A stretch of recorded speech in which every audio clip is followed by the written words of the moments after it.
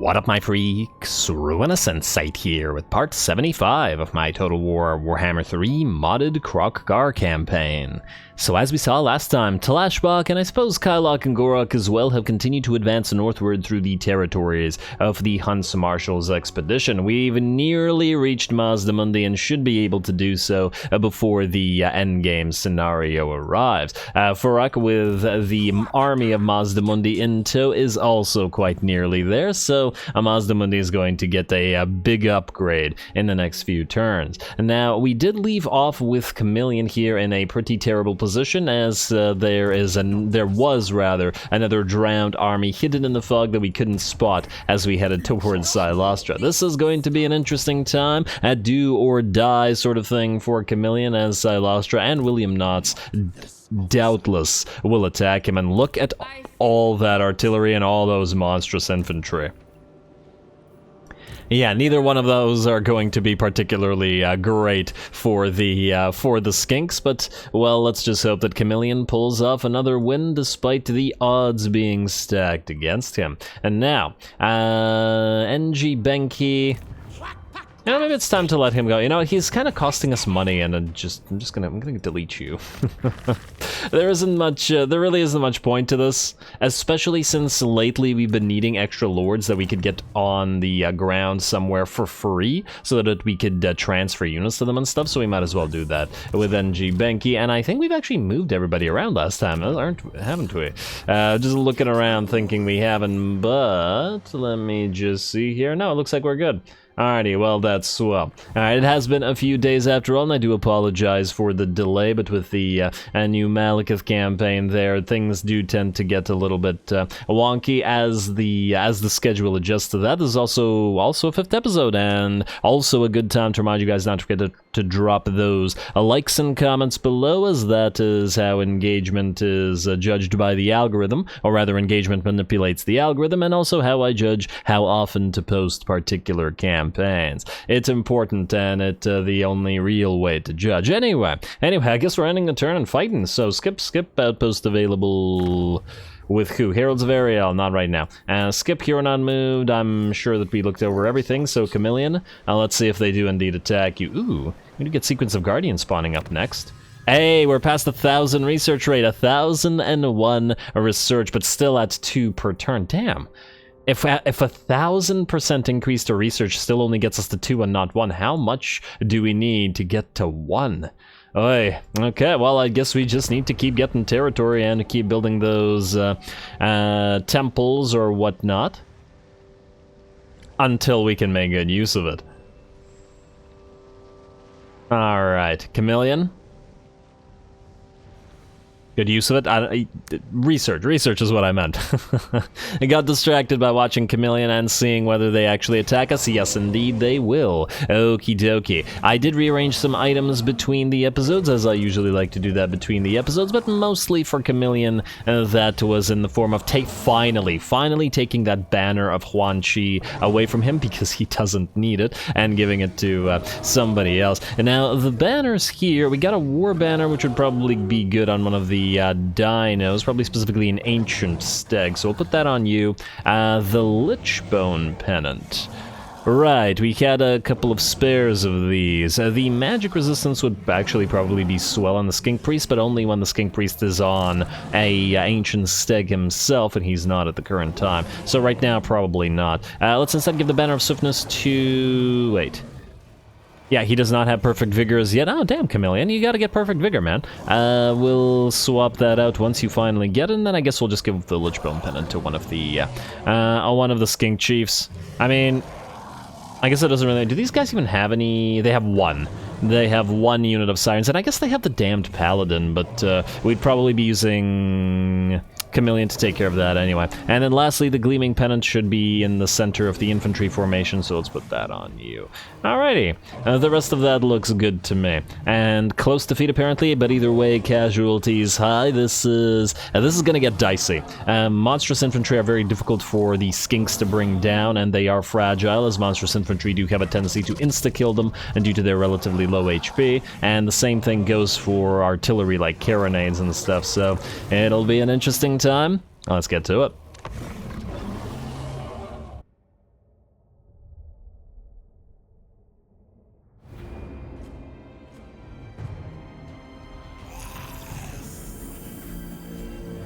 Alrighty, what was that? Did Chameleon just hiss instead of making a speech? Well, you know what? Fair enough. Fair enough. Maybe he's just trying to fit in further with the skinks, even though they can't ride Carnosaurs. But maybe he's the first one.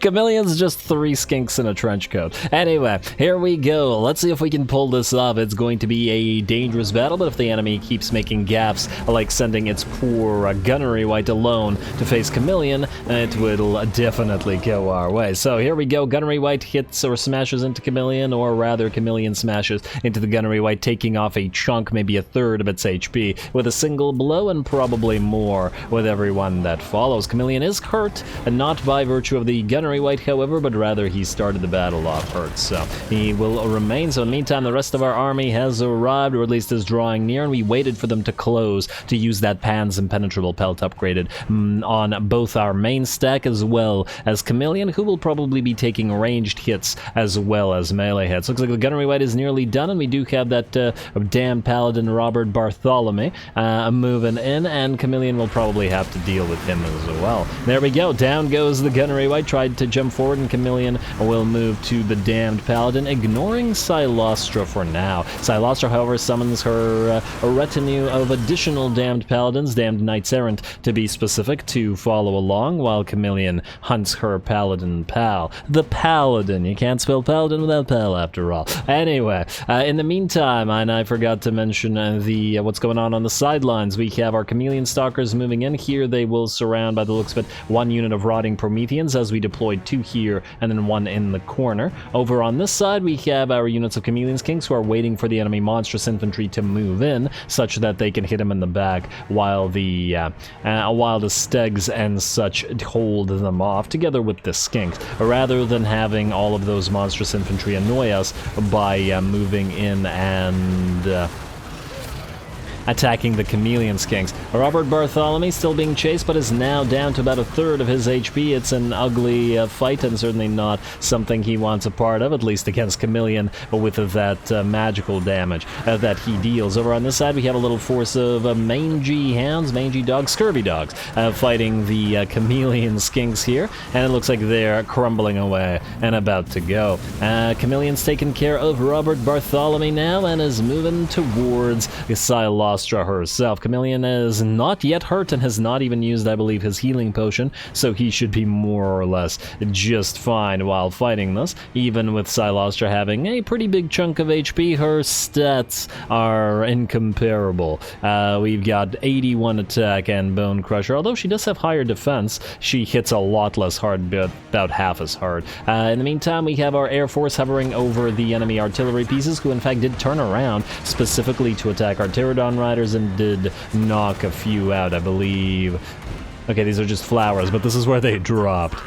Alrighty, unfortunately they'll be able to take care of that. Silostra down to about 2/3 of her HP, and now we have moved through the center of the enemy formation with the Red Crests, who are going to loop around and hit both of this portion of the enemy in the back and this portion of the enemy in the back as well. In the meantime, the enemy's secondary forces nearly here, and that's a lot of reinforcements, and we're not quite done. Hopefully they will travel through this wooded terrain in order to A, slow them down, and B, in order to prevent their range units from firing, because we need just a little bit longer to take care of these guys. Our Chameleon Kings have arrived and are now using their blowguns to hit the enemy in the back, especially helpful while the enemy can't do much and are overwhelmed by our Basti, or our Ark of Sotek. Silostra is down to about a third of her HP still, and the duel continues. But it's most definitely going in our favor. A couple more hits from Chameleon, and she should go down. Out here, we do have our Skink Chief, who's very much in danger. He's been fighting together with the rest of our units and is having to deal with a unit of... oh, down goes Silostra, as fighting to survive there, both against the Knights Errant, damned Knights Errant, as well as that unit of a Rotting Promethean. No, those are animated Hulks. Just trying to get away at this point. He's actually broken and only 1,000 HP remaining, but hopefully we have sufficient skinks to hold the enemy back. Alright, there we go, and Chameleon has arrived to help to add that magical damage to killing those damned Knights Errant, as nobody else nearby has magical damage. Our other magical damage dealer is you, I want to say, yes. Conscript the Skink Chief, and he's been busy holding back the rotting Prometheans, and is now going to head towards these Sirens, who have managed to move up because they have stock, and are thus going to go after our Chameleon Skinks. I wanted to actually keep these guys back in order to send them towards the enemy artillery, but it looks like it'll be our range units that will do that instead, at least as soon as the enemy range units are far enough away from them not to hit ours in the air. We are also, as you can see, damaging this army by repeatedly dropping Flocks of Doom on them with our caster, who is nearby, so it is still doing something for us. Out here, looks like the enemy deck droppers and rotting Prometheans together have decided to fight those Chameleon Skinks, but the Chameleon Skinks, by virtue of surrounding them and hitting them from both sides, do manage to pull it off, even though it looks like they are pretty badly damaged, and they've been fighting for this entire battle so far, so it's a fairly long skirmish for these little guys. Very nice shots in this particular battle as well. It's a very lovely looking map. Very happy with it so far. Anyway, looks like those guys are done for. Our Air Force heads out towards the enemy artillery, and ooh, well, if it isn't the second enemy lord, Chameleon's already killed Silostra and the damned paladin, maybe it's time to head towards the second vampire fleet admiral as well. The rest of our skinks, however, are going to march as fast as their little skink legs can carry them towards the enemy range units in this forest to essentially distract them in the hopes that they stop firing. A little bit looks like the cohort of Sotek will be the ones to hold off the enemy first, and then we have Chameleon Skinks and other types of skinks, other Red Crests, moving in to help as well. Alrighty, but it's Dino help that we need, while the Red Crests and Chameleon Skinks can certainly take care of the enemy boarding crews and other infantry units. They're going to have a more difficult time against the animated hulks. Chameleon has found the enemy lord, I believe. Oh, he's already killed the enemy lord in the 2 seconds that I looked away. Okay, fair enough. Fair enough, game. Kind of should have expected that.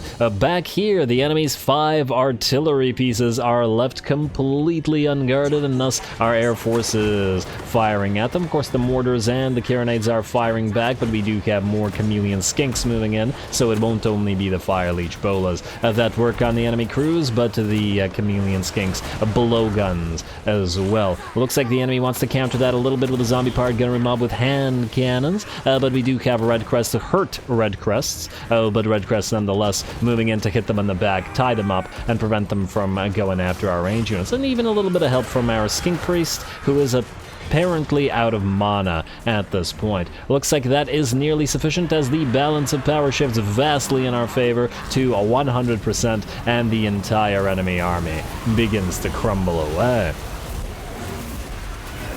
Glorious. If nothing else, what a great fight. I really enjoyed this one. And it was most definitely a close one. We took quite a bit of damage, especially on our, on that one Skink Chief that nearly died. I think he survived, but we'll double check right after. He did rout with 1,000 HP. I don't know if anybody chased him. And there were some Chameleon Skinks guarding close to the area that he ran through, because they were engaging those flyers and those rotting Prometheans all the way back here. Anyway, Last Defender's heroic victory and well-earned Chameleon, though once again, he gets a lot of these.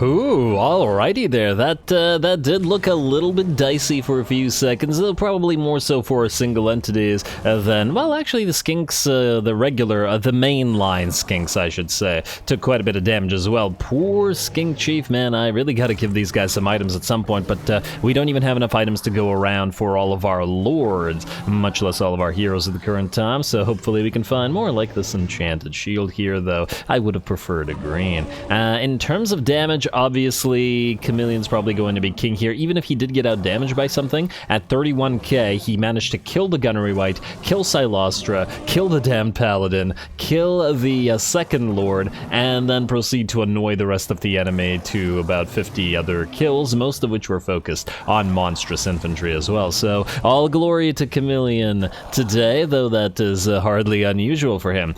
We also got a very solid amount of damage on the cohort of Sotek, 25k, and I think we're going to keep them with Chameleon rather than give them to Tehanawan. Yeah, Tehanawan should technically, I guess, have them, but at the end of the day, we need a ringer for this army. What we also really need for this army is a healing crystal. We can see just how much damage the heroes took, and without the healing potion, without the perfect spawn that Chameleon has, they just can't heal up and wall at all, and thus get too close, let's say, to getting killed. I don't know who we would possibly replace out of this army, though, in order to get ourselves a healing crystal, because it's a skink army. Man, is it gonna have to be one of the Pterodon Riders with Fire Leech Bolas?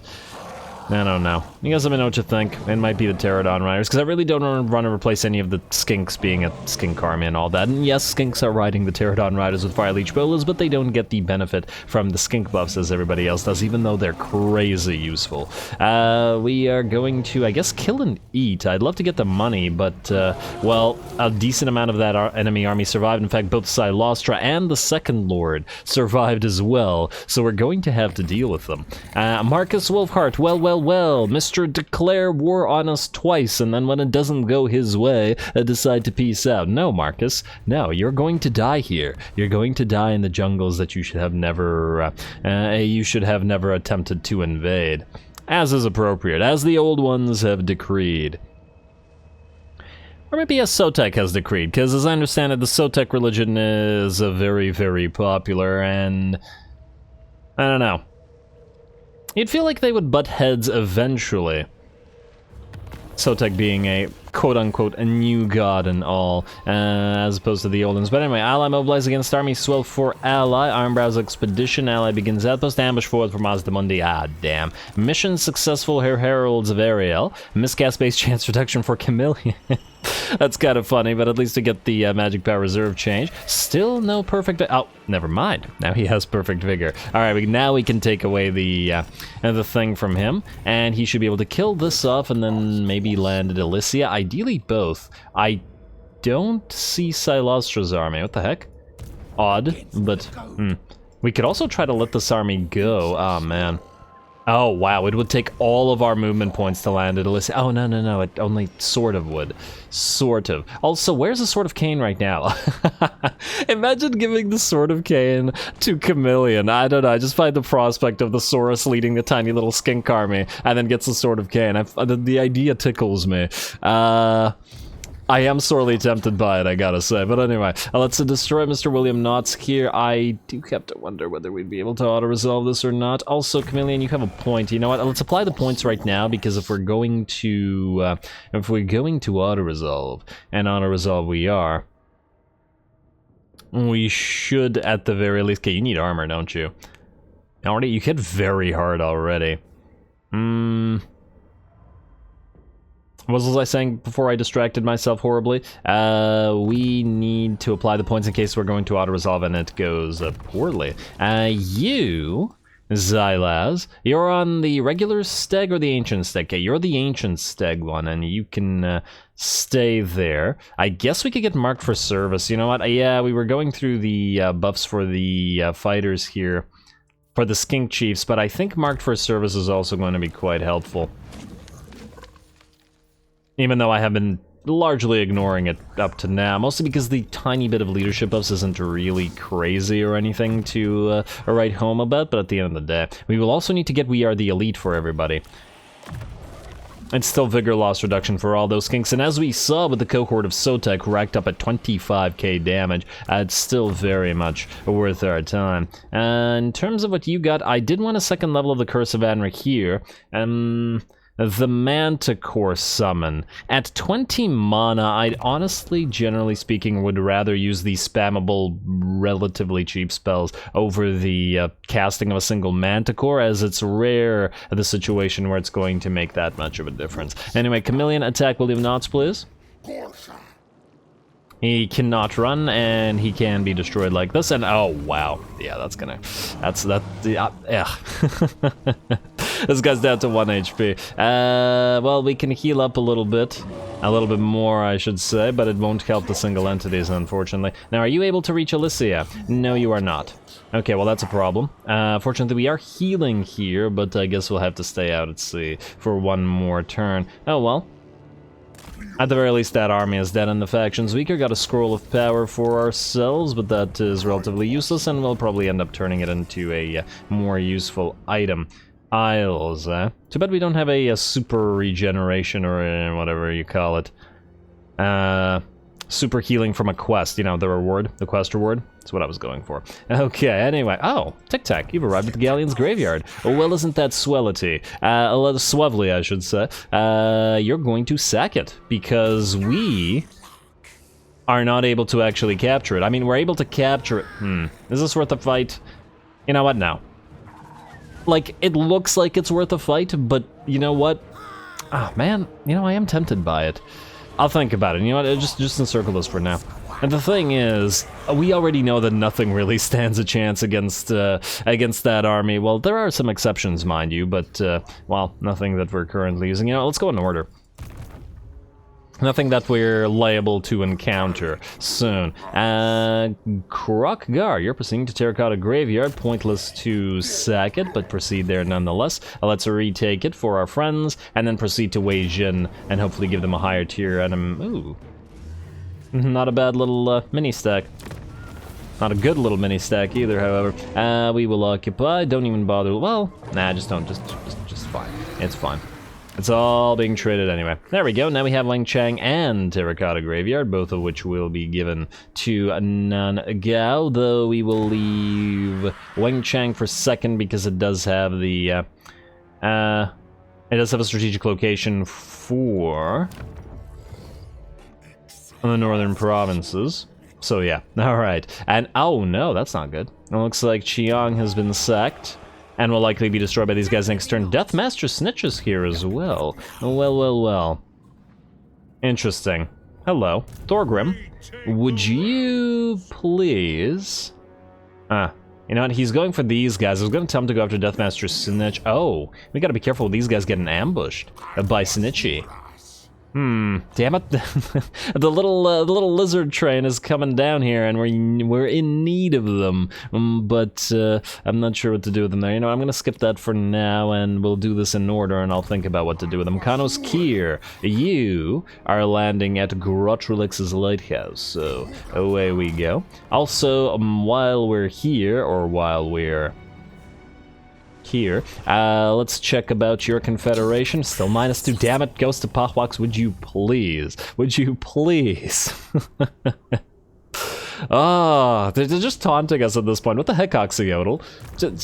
The disparity in faction strength should be enough to have you do this. And ooh, Blackstone Post is available for an attack by Kowal. Oh, also if we wanted to, we could get the Skink Skirmishers back for Kowal's army, though I'm not entirely sure they'll remain here, and depending on what exactly we do with him, but I do want Blackstone Post for the iron that is there. We're going to besiege it. What would we have in terms of defenders? Valiant Defeat. Ah, yeah. So this battle will probably take a lot more effort than the Galleon's Graveyard will. So it makes me think that would probably be more worth our time. And well, if it isn't Jurgesh, attack Jurgesh. He's going to land at Aquitaine.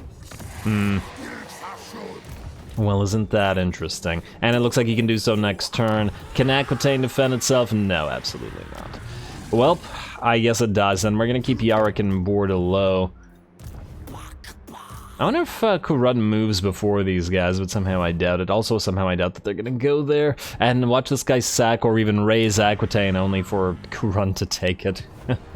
I guess we could trade them something here, but I'd really rather keep the iron stuff because it buffs us faction wide. Ooh, also, tech. Hey, we're at 1036 now. Still not enough to down it to 1 turn. Sequence of armor crafting, however, is going to be extremely valuable for all that lovely armor. Next up, what do we have here? Hydroxy, Pyroxy, you are heading towards Gorbud's End to Nashrak's lair, so away you go. In fact, I think you can just march stance it. Yeah, there's an army beside you, but I don't think there's another army that could capitalize on this, can it? And I'd really love to make sure that we're actually close enough to Nashrak's lair to attack it next turn, so let's go here. Hopefully there isn't an army down here at the Desolation of Drakenmore, but I think we saw it briefly while we were moving around just now.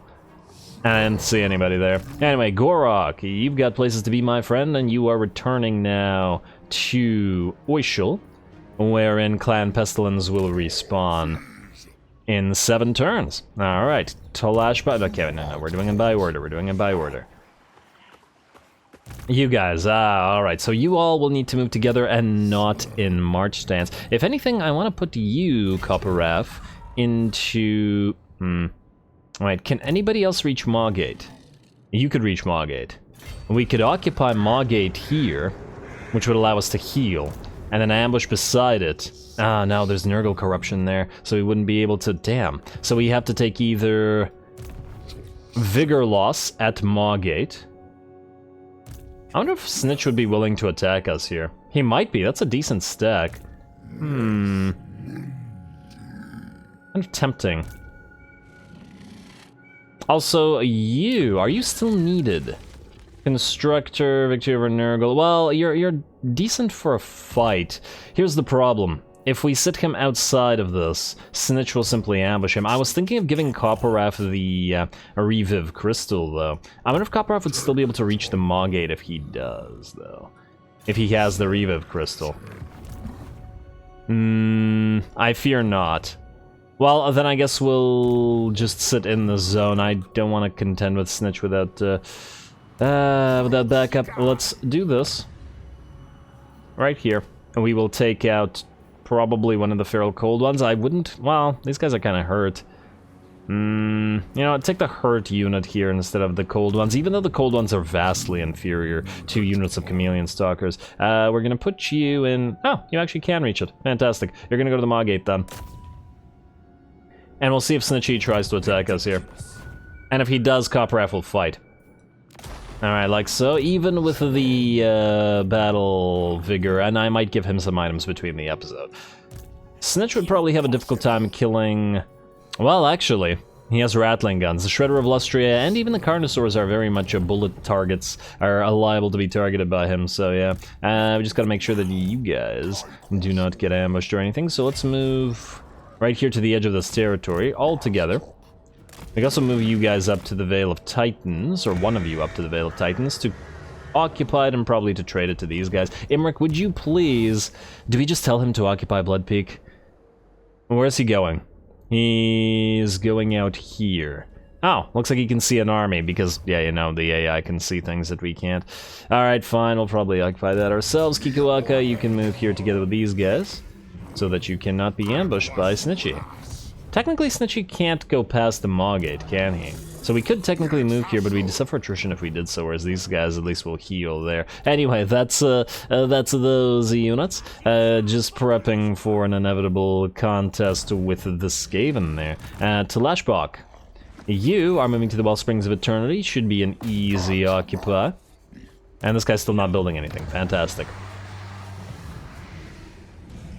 Alright, Wellsprings of Eternity. Oh, wow, they actually have some troops, but you know what? This is still basic Empire troops. We're going to auto-resolve and hope that our dinos don't get screwed, and for instance they did not. We're going to occupy it, and this territory is ours, which means we pop it back into alignment of monuments, and hopefully the extra research rate will push us over the edge. Ugh, gotta get that up to 1. I was hoping by now. Kylok, I guess you're heading out to Spectazuma. You're not going to be able to take it yourself, however, so we're going to wait until the reinforcements arrive. I guess we'll need to move the tech thieves towards Spectazuma as well. You can steal. Try not to die. Hey, he succeeded. Fantastic. You're going to besiege Spectazuma. And then you, I guess, are going to move around up... Oh, actually. The High Sentinel, we will land there in a second ourselves. Yeah, this is what I said. You can, however, build some siege equipment. And, oh, wow. These guys might sally out, but I guess if they do, we will simply back out until Talashbach arrives, and he can take care of all that just fine. Furak, you could hit the High Sentinel. I'm wondering if he could hit both the Skull Reef and the High Sentinel, but it doesn't look likely. So we'll take the High Sentinel instead. We'll leave Admiral Sabakal here, and then together we'll hit the Floating Pyramid and Pahwaks, and then meet up with Mazdamundi. Pyrrhic Victory, you say? I'd say I like that, because there's a half stack here.